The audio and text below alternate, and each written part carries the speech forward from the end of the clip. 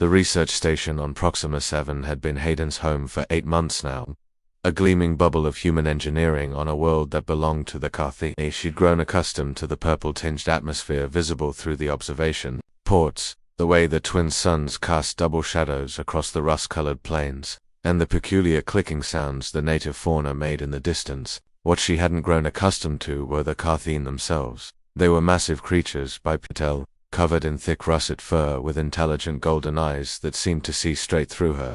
The adults stood nearly 3 meters tall, their presence both magnificent and terrifying. The Galactic Council had assigned her here as a xenobiologist to study their social structures, but after months of observation, Hayden still felt like an intruder in their world. Tucker had arrived 2 weeks ago, a structural engineer sent to repair damage from the seasonal storms. He was tall for a human, broad-shouldered and confident in a way that Hayden envied, while she spent her days nervously taking notes from behind reinforced glass. Tucker walked among the Carthine with an ease that seemed almost reckless. "They're not going to hurt you," he'd told her on his 3rd day. Watching her flinch as a Carthine elder passed within 2 meters of their transport pod. "You don't know that," Hayden had replied, clutching her data pad like a shield. But Tucker just smiled. "No, I don't. But being scared of them doesn't help either of us do our jobs."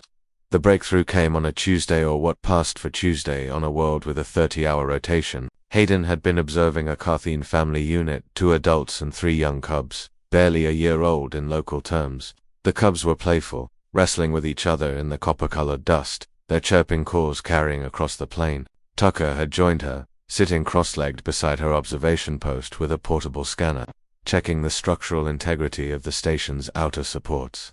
"They're beautiful," he said quietly, watching the cubs tumble over each other. Hayden nodded, allowing herself a small smile. "The cubs are the only ones that don't terrify me." The alarm shattered the peaceful moment. Red lights flooded the observation post as the station's AI announced in its calm, automated voice.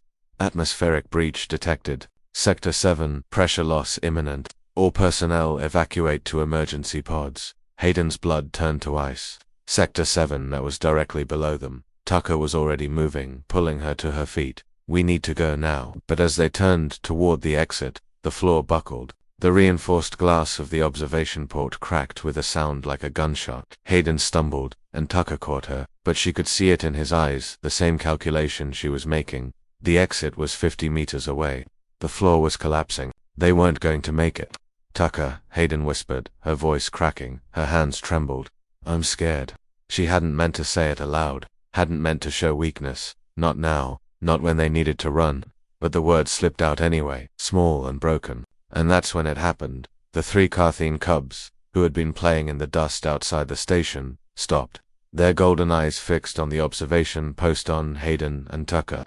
For a heartbeat they were completely still. Then, as one, they rose to their full height, still small by Carthine standards but already towering over any human. They moved toward the station with purpose, positioning themselves between the humans and the section of wall that was beginning to glow with heat from the breach. Silent, watchful, facing the danger, the adult Carthine appeared moments later, their massive forms moving with impossible speed. They didn't hesitate. One of them tore through the weakened wall with claws that could rend steel, creating a new exit.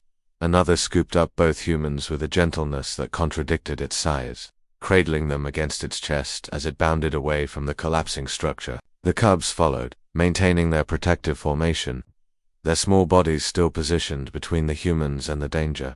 They were carried to safety, to a natural cave system that the Carthine used during storms.